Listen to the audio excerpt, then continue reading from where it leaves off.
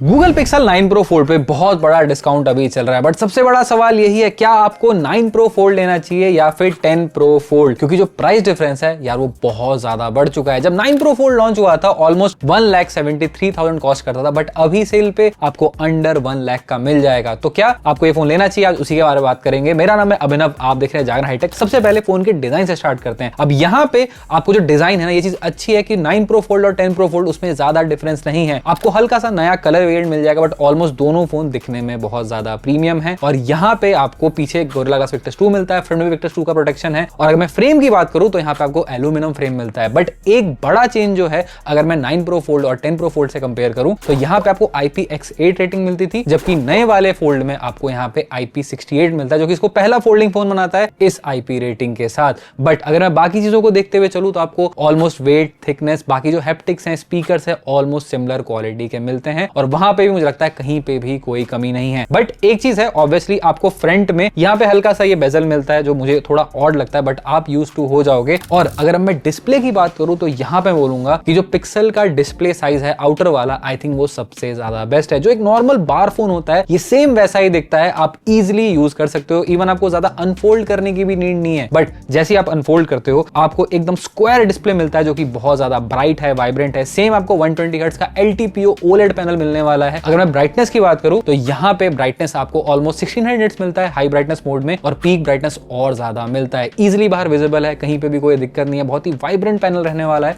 तो display and से कोई इशू नहीं आएगा। बट एक चीज से थोड़ा बहुत इशू रहता है, वो है पिक्सल की परफॉर्मेंस। अब यहाँ पे आपको टेंसर G4 मिल रहा है। अब मैं एक चीज पहले ही बता दूं कि टेंसर G4 में आपको थोड़े बहुत हीटिंग इश्यूज देखने को मिलते हैं, जो कि आपको विद अपडेट्स बेटर हुए हैं, बट हाँ थोड़ा बहुत वार्म वो हमेशा रहेगा। बट अगर मैं टेंसर G5 को देखूं तो उसमें भी कोई मेजर इंप्रूवमेंट नहीं आई है। तो हाँ, इस चीज में आपको ज्यादा डिफरेंस देखने को नहीं मिलेगा। अगर मैं डेली यूसेज परफॉर्मेंस की बात करूं तो कहीं पे भी फोन पे कोई लैग नहीं है, बहुत ज्यादा स्मूथ रहने वाला है। वही चीज पिक्सल को सबसे बेस्ट बनाती है कि परफॉर्मेंस जो डेली लाइफ का रहता है वो सुपर स्मूथ रहता है, और अभी तक ये फोन बहुत अच्छे से परफॉर्म कर रहा है। अगर मैं अपडेट्स की बात करूं तो एंड्रॉइड 14 पे आया था, बट अभी आपको और 7 साल के अपडेट मिलेंगे, जो कि अभी एंड्रॉइड 16 पे रन कर रहा है, तो वहां पे भी कोई दिक्कत नहीं है। बस हाँ, गेमिंग में आपको थोड़ा ध्यान रखना होगा कि गेमिंग में आपको उतना बेस्ट परफॉर्मेंस नहीं मिलेगा। लेकिन किस चीज में आपको बेस्ट परफॉर्मेंस की उम्मीद रहती है, वो रहता है कैमरा पिक्सल का। अब यहाँ पे अगर मैं हार्डवेयर की बात करूं तो ट्रिपल कैमरा सेटअप मिलेगा, 48 मेन है, 10.5 आई थिंक आपको अल्ट्रा वाइड मिलता है, और 10.8 जो है आपको पोर्ट्रेट के लिए मिलता है, जिसको आप 5x ऑप्टिकली जूम कर सकते हो। बट सैडली आपको पोर्ट्रेट में सिर्फ 2x का ऑप्शन मिलता है। और यहाँ पे बोलूंगा इमेज क्वालिटी से यार आप ज्यादा एक्सपेक्टेशन मत रखना,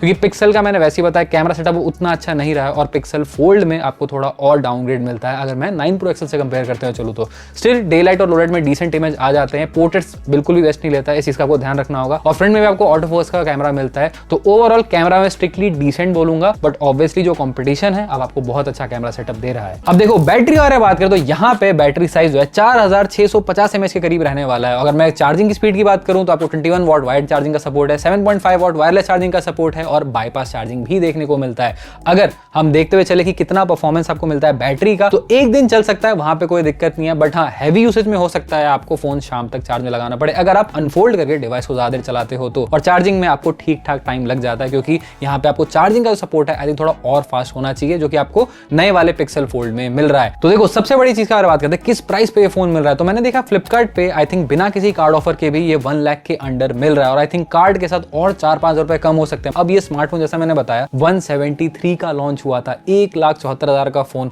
अगर आपको अंडर 1 लाख का मिल रहा है तो देखो मेरे हिसाब से ये बहुत बड़ी डील है। बट सबसे बड़ा सवाल यही है, आपको क्या फोन लेना चाहिए ये। तो देखो अगर आपको कोई नया फोल्डिंग फोन चाहिए तो मेरे हिसाब से पिक्सल बहुत ही सॉलिड ऑप्शन है, क्योंकि जो इसका एक्सपीरियंस है बहुत ही प्रीमियम ये स्मार्टफोन आपको लगेगा। और हम बाकी स्मार्टफोन को देते हैं ऑब्वियसली आपको नए आईफोन्स मिल जाते हैं, इवन आपको Z Fold 6 मिल सकता है, बट ऑब्वियसली उनका प्राइस इस फोन से काफी ज्यादा है। तो देखो मेरे हिसाब से ये ऑप्शन बहुत ज्यादा सॉलिड है। बाकी अगर मैं 10 Pro Fold से कंपेयर करूं कि 10 Pro Fold में क्या चीज आपको बेटर मिलती है, तो एक थोड़ा ब्राइटर डिस्प्ले मिलेगा, थोड़ी ज्यादा बेटर बैटरी मिलेगी, और यहाँ पे आपको हायर IP रेटिंग मिलता है। बट स्टिल यार इन चीजों के लिए एक्स्ट्रा 75K पे करना मेरे हिसाब से कहीं से भी सेंस नहीं बनाता है। तो मैं पिक अपना रखूंगा कि आप इजिली 9 Pro Fold की तरफ जा सकते हो। फिर भी फोन गेटिंग कोई भी डाउट हो तो आप कमेंट करना, मैं रिप्लाई करने की पूरी कोशिश करूंगा। और आपको ये वीडियो पसंद आए तो प्लीज वीडियो को लाइक कर देना और चैनल को सब्सक्राइब भी।